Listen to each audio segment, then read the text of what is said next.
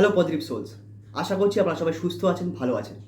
আজকে আমরা একটু এনার্জি নিয়ে কথা বলবো, যাতে আমরা বুঝতে পারি যে ম্যানিফেস্টেশনের প্রসেসটা কী করে হয়। একটা জিনিস খুব ভালো করে বুঝুন, ম্যানিফেস্টেশন বা ল অফ অ্যাট্রাকশনের যে প্রসেস না, সেটা হলো কমপ্লিটলি ম্যানিপুলেশন অফ এনার্জি।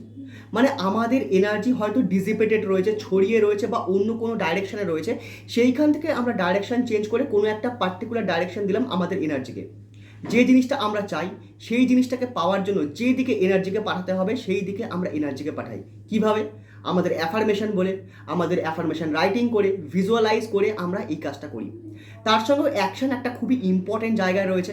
তার কারণ অ্যাকশনের মাধ্যমে না আমরা আরও সুন্দর করে এনার্জিকে এটা বলতে পারি যে তুই এই দিকে ডাইরেক্ট হ। আর এনার্জি কিন্তু একবারও আপনাকে এটা জিজ্ঞেস করবে না কেন কেন আমি এই দিকে যাব, এর ফলে কি হবে, তুই যদি পাস তাতে আমার কি, এই সব কিছু কিন্তু নয়। এই কারণে ল অফ অ্যাট্রাকশনের যে প্রসেস না, এটা একেবারে আনকন্ডিশনাল। মানে আপনি যদি নিজেকে বলেন ধূর তারিকা ভালো লাগছে না, আমার দ্বারা হবে না, আমার দ্বারা সম্ভব না, আমি লাকি না, তাহলে ইউনিভার্স আপনাকে একটা কথাই বলবে, your wish is my command. আর আপনি যদি বলেন আমি ভালো হচ্ছি, আমি দিনে দিনে সুস্থ হচ্ছি, আমার দিন ভালো কাটছে, আমি আরও খুশি হচ্ছি, আমি অ্যাবান্ডান্সকে অ্যাট্রাক্ট করছি, আমি গ্র্যাটিটিউডে শিফট হচ্ছি, তাহলে ইউনিভার্সও আপনাকে একই কথা বলবে, your wish is my command. আর এটাই হলো ল অফ অ্যাট্রাকশনের মানে বিউটি। এই বিউটির মাধ্যমেই আমরা আমাদের লাইফকে গড়তে পারি।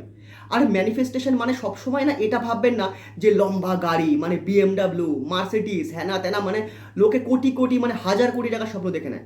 আরে ভাই, আপনার বিশ্বাস কতটা আছে আগে আপনি সেটা দেখুন। অনেকে রয়েছেন না, লাইফ পার্টনার অ্যাট্রাক্ট করার জন্য ম্যানিফেস্ট করেন, আর হয়ও প্র্যাকটিক্যালি প্রচুর মানুষ তার লাইফ পার্টনারকে অ্যাট্রাক্ট করেছেন। কিন্তু একটা জিনিস দেখুন, লাইফ পার্টনার অ্যাট্রাক্ট করার জন্য না প্রথমে একটা প্রসেস আছে, সেখানে হচ্ছে তার লাইফ পার্টনারের কোয়ালিটিসকে লিখতে হয়।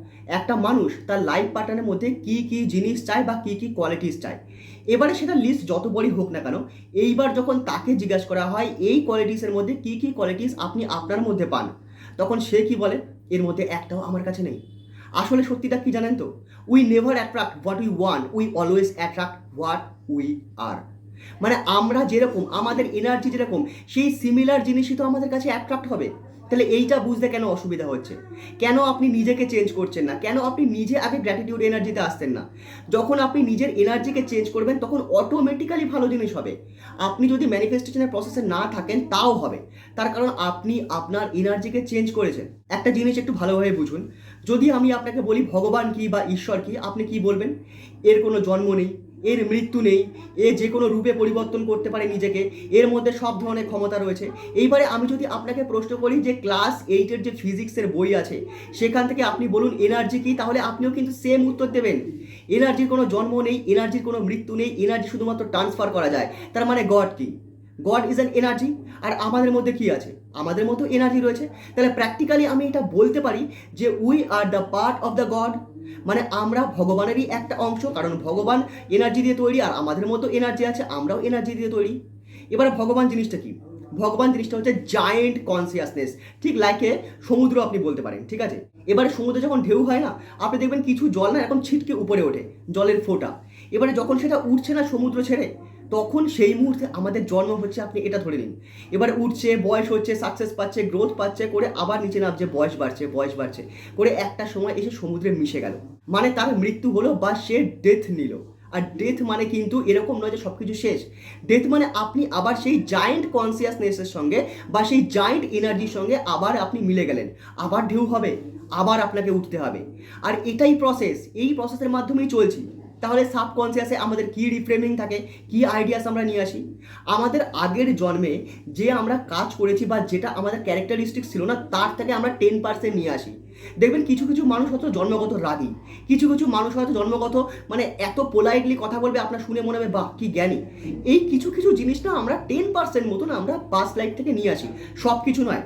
পাস্ট লাইফে আপনি যা করছেন তার কর্মফল আপনাকে এই লাইফে ভুগতে হবে, এই সমস্ত জিনিস ভাববেন না।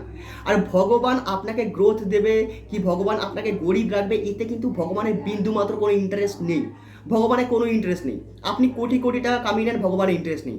আপনি গরিব হয়ে মরে যান, তাতেও ভগবানের ইন্টারেস্ট নেই। কারণ ভগবান আমাদেরকে সব শক্তি দিয়ে পাঠিয়েছে, এবারে সেটা আমরা কিভাবে ইউজ করব সেটা তো আমাদের উপর। তাই সেটাকে বোঝার জন্য না সবার প্রথমে আপনাকে ল অফ অ্যাট্রাকশন বুঝতে হবে, ম্যানিফেস্টেশন বুঝতে হবে। আর ল অফ অ্যাট্রাকশন বুঝতে গেলেও আপনাকে এনার্জিকে বুঝতে হবে, কারণ যত অবধি না আপনি এনার্জির খেলকে বুঝতে পারবেন তত অবধি কিন্তু আপনি ল অফ অ্যাট্রাকশনকে সঠিকভাবে নিজের লাইফে ইমপ্লিমেন্ট করতে পারবেন না। তো আজকের এই যে কিছু কথা ছিল না, আমার মন চাইলো যে এনার্জি সম্পর্কে কিছু কথা আমি আপনাদের সঙ্গে শেয়ার করি, যার জন্য আমি করলাম। তো বন্ধুরা, আজকের ভিডিওটা না এত অবধি, একটু এই কথাগুলো ভাববেন। Okay, thank you very much. দেখা হচ্ছে আবার পরের ভিডিওতে। Thank you.